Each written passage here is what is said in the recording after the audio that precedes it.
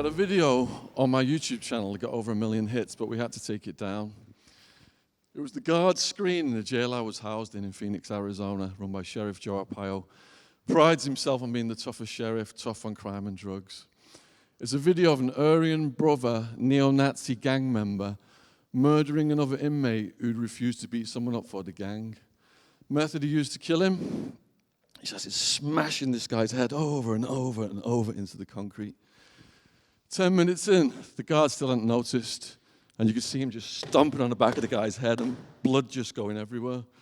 20 minutes in, the guy's well dead by now, guard still haven't responded. He picks the body up, brings it out right in front of the security camera like he's trying to show it off, throws it off a balcony, it gets stuck in the railing, and he starts kicking it over and over again. Only then did the guards notice and put this guy down. This is how much control the gangs have got of the prisons versus the guards. Why am I telling you this story? Because the guy who got murdered was a low-level drug user. The war on drugs has been a war on people who consume the most prolific drug in the world, weed. If you look at the peak of the war on drugs, over 500,000 arrests a year in America for weed possession. Not dealers, weed possession. Young people, mostly. And the private prisons got $60,000 per year per person. That's why they went after the lowest hanging fruit, young people with weed. Where did they end up? Let's go back to the jail again. So the jail is run by drug gangs. In the UK, the jails and prisons, it's by area. You may have heard of the postcode wars. One postcode of London fighting another postcode of London over control of the drugs business. In America, it's racial gangs. So as I walk in, the neo-Nazi Aryan Brotherhood skinhead guys come up to me, hey, we want a word with you, get in that cell over there. And you can't say no, or else they're just going to smash your head into the wall. So walk in the cell, they come in behind me. What's your charges? What's your charges? My charges are on a little printout. It's all legal terminology. I'm not sure what it means. So I say, I don't know what my charges mean. This is not a good answer. Now they've got me against the wall, about to attack me. What do you mean you don't know what your charges mean? Are you a chomo? Are you a chomo? I didn't even know what a chomo was at this point, but chomo is child molester. Some charges are KOS by the gang, kill on sight, such as paedophile stuff.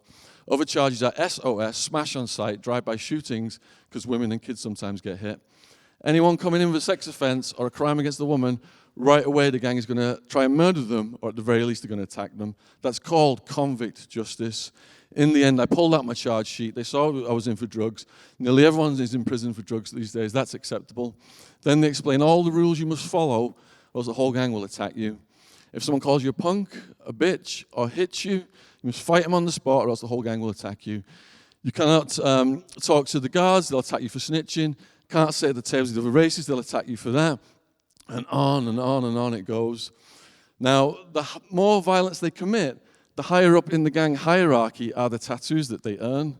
To be a full member of any of these drug gangs that run the prisons all over the world, you have to murder someone for them in the jail.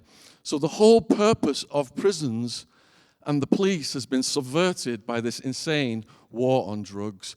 On our podcast, we've interviewed so many ex-cops. These were people who are on the front line, and they quickly learn that they're putting their lives on the line for nothing because it doesn't stop the drugs, what they're doing.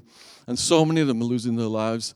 So the drug laws came from a guy called Harry Anslinger. This is the federal drug laws for weed in America. The jail I was housed in was run by Sheriff Joe Arpaio. He was a protege of Harry Anslinger. And Harry Anslinger was put in charge because the competitor industries didn't want the mass production of hemp to compete against what they were doing. You had fledgling farmer back then. You had William Randolph Hearst with his forests. You had petrochemicals, all these different industries. Henry Ford, he'd made a car out of hemp fiber that was stronger than metal. So they put Harry Anslinger in charge to get rid of the, hemp and the competition. So he harnessed the racism of the time. This was when black people were being lynched. And he changed the name of cannabis to marijuana, so it sounded Mexican. And he was saying things like, the main reason to make marijuana illegal is its effect on the degenerate races. I'm going to paraphrase now because what he said was so racist and sick and horrendous. He basically said, black people will think they're as important as white people and want to sleep with white women. This guy was one of the first drug czars for decades. through the United Nations, he told the rest of the world, if you don't sign on for this, America's not going to trade for you, and you're not going to get any aid from us. So that's why the whole world signed on for this, and we're in this mess we're in right now. So I've written 5 books about Pablo Escobar. Escobar could source a kilo of coca paste from Peru or Bolivia in the 70s when he was getting started for $60. Because of drug laws creating an inflated black market price, how much do you guys think he could sell a kilo of cocaine for in the 1970s in America? Anyone want to guess? $60,000. Yeah. So drug laws has made worthless plants more valuable than gold. It has been the biggest profit opportunity in the history of the world for organized crime to flood the entire world with drugs, and it gets worse every single year. We know from alcohol prohibition it doesn't work.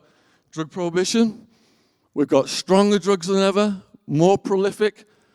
I interviewed a psychiatrist out of Canada recently, and he said, I wish we could go back to the good old days of heroin because of fentanyl. Yeah. So, why doesn't the government address this issue? Because they've learned to profit from it. It's not just the private prisons getting the $60,000 a year of taxpayers' money. Those contracts alone right now are in the tens of billions of dollars a year, and they kick down millions to each political party to keep these laws in place. So the purpose of prisons, the police, take person A out of society that harms person B. Crime for millennia has been defined as murder, robbery, rape. Person A harms person B. If you're arresting over 500,000 young people a year for weed possession, if you arrest one person for weed possession, who's that person harming? Themselves at the most.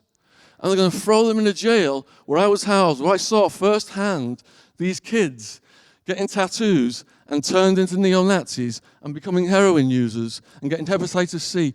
90% of the prisoners were injecting drugs. Almost 2/3 of hepatitis C, which slowly kills you by eating your liver up. So this is why I am totally against the continuation of this insane war on drugs. Thank you for listening. Cheers.